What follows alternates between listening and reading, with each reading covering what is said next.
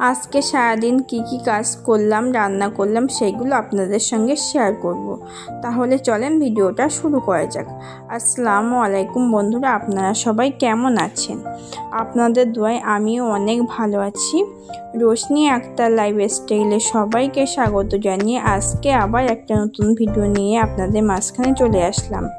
এই যে সকালবেলা ঘুম থেকে উঠলাম, উঠে বালিশ কাঁথাগুলো তুলে নিলাম। তারপরে ভাবলাম সুন্দর রৌদ্র উঠেছে, তাহলে বালিশগুলো একটু রৌদ্রে দিই, কারণ না প্রচুর বর্ষা হচ্ছিল আর বালিশগুলো না কেমন গন্ধ গন্ধ লাগছিল।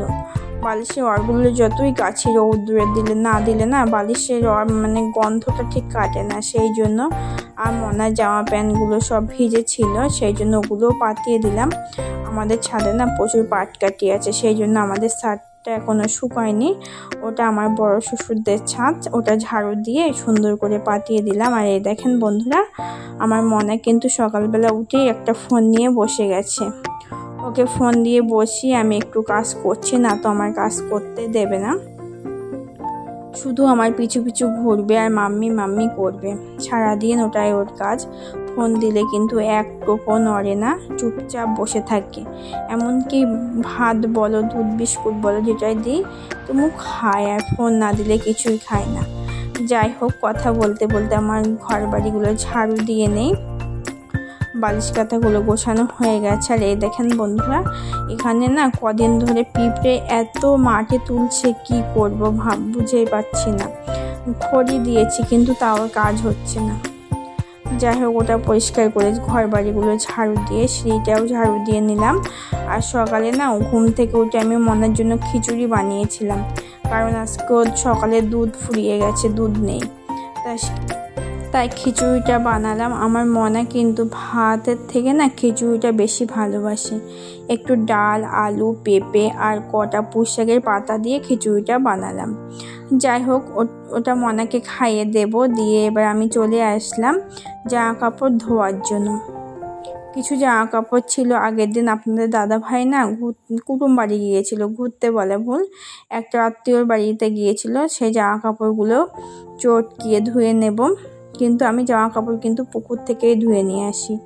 গোসলখানার ভিতরে ধুলে আমি এখানে দেখি গেজাই মরে না, সেই জন্য পুকুরে নিয়ে যাব। এখান থেকে চটকিয়ে নিচ্ছি, সুন্দর করে নিয়ে পুকুর থেকে ধুয়ে ছাদে নেড়ে দেব। যাই হোক, জামা কাপড়গুলোকে পরিষ্কার করে নিয়ে আমি আবার রান্নার দিকে চলে যাব। সকাল থেকে কিন্তু আমি কিছু খাইনি। জামা কাপড়গুলো কেচে একটু রুটি আর তরকারি খেয়ে নেব, তারপরে রান্নার দিকে চলে যাব। যাই হোক, হয়ে গেছে সব কাজ কাম করা, এবার রান্নার দিকে চলে আসলাম। রান্না করার জন্য কড়াইতে তেল দিয়ে দিলাম, তারপরে একটু পেঁয়াজ কুচি দিয়ে দিলাম। আজকে কিন্তু অনেক মাছ নিয়ে এসেছিল আব্বা, মানে 1 কেজির মতো চিংড়ি মাছ নিয়ে এসেছিল। তাতে না বড় চিংড়ি, ছোট চিংড়ি, একটা কি বেলে মাছ ছিল, পার্শে মাছ ছিল। তার থেকে আম্মা কিছু মাছ আমার ননদকে দিয়েছে, মানে আমার মেয়েকে, শাশুড়ি মার মেয়েকে আমরা আমার ননদ বলি, জানি না আপনারা কি বলেন। আর এই যে কিছু মাছ আমাকে বেছে দিয়েছে, এই পার্শে মাছ, বেলে মাছ আর চিংড়ি মাছগুলো ঝোল করব। আর ছোট চিংড়িগুলো কি করব, ভাজা করে রেখে দেব।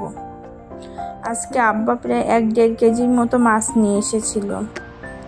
আমাদের বাড়িতে না চিংড়ি মাছটা আমরা প্রচুর পরিমাণে খাই, সেই জন্য না চিংড়ি মাছ আমাদের বাড়িতে সব সময়ই থাকে। কুচো চিংড়িটা, বড় চিংড়ি না, কুচো চিংড়িটা শাকে, বেগুনি, পটল, মানে সব তরকারিতেই আমরা খাই, সেই জন্য থাকে। এই যে মাছটা ঝোল করে নিচ্ছি। আমি কিন্তু বেলে মাছও খাই না, আমি প্রচুর মাছ খাই না।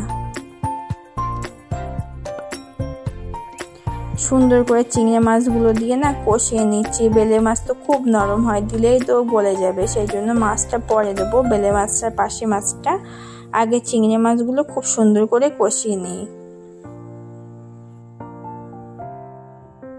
এই যে পার্শে মাছগুলো দিয়ে দিলাম।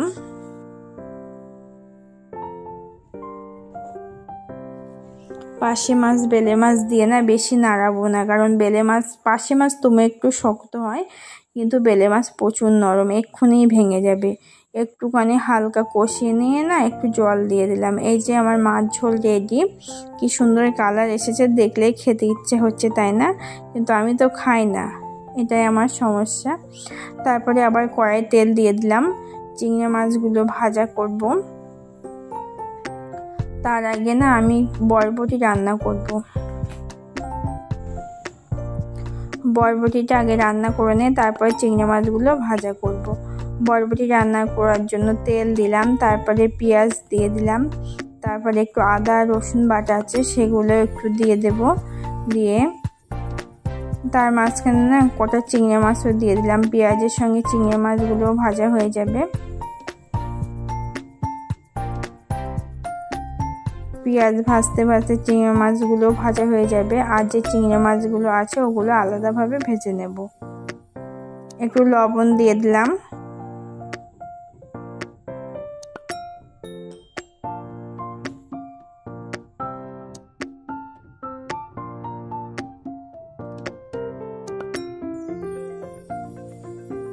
সব রকম মশলা দেওয়া হয়ে গেছে।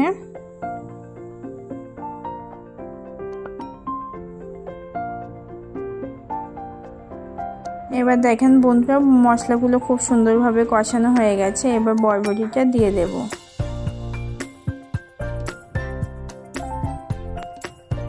হলুদ গুঁড়োটা বাকি ছিল, সেই জন্য হলুদ গুঁড়োটা দিয়ে দিলাম। আগে দিলে না হলুদটা কেমন পুড়ে যায়, সেই জন্য একটু লাস্টে দিয়ে দিলাম।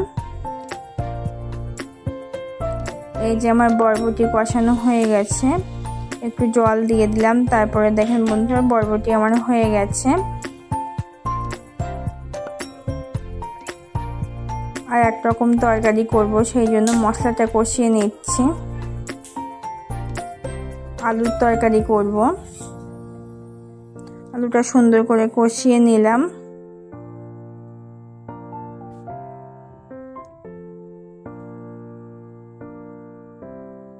দেখেন বন্ধুরা, আলু খুব সুন্দরভাবে কষানো হয়ে গেছে। এবার একটু জল দিয়ে দেব।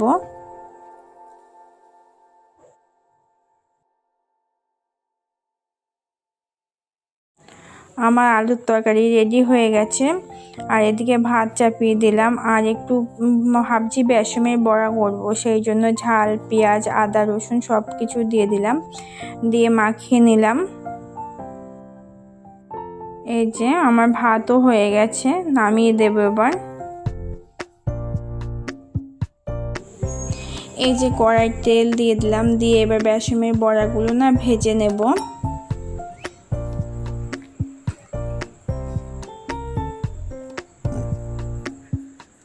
এক এক করে বেসমের বড়াগুলো সব দিয়ে দিলাম।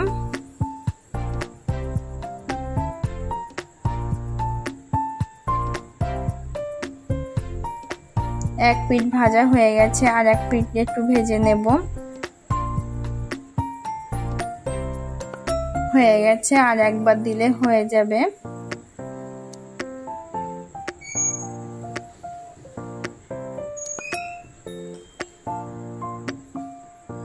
আমার বড়া ভাজা রেডি। আজকে কি কি রান্না করলাম সেগুলো দেখেন। আজকে বড়া করলাম, বেসনের আলুর তরকারি করলাম, চিংড়ি মাছগুলো ভাজা করলাম, বরবটির তরকারি করেছি, আর মাছ ঝোল করেছি। আজকে দুপুরের আমাদের এটাই মেনু। এইবার আমরা খাওয়া দাওয়া করে নেব।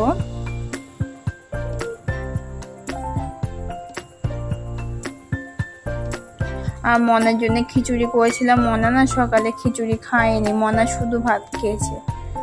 ওর জন্য আজকে আমি খিচুড়ি করলাম, আর ও শুধু ভাত খেয়েছে।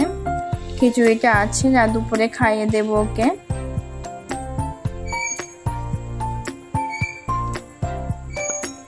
যাই হোক, আজকে ভিডিওটা এই পর্যন্তই। আমার ভিডিওটা যদি ভালো লাগে লাইক কমেন্ট শেয়ার করবেন।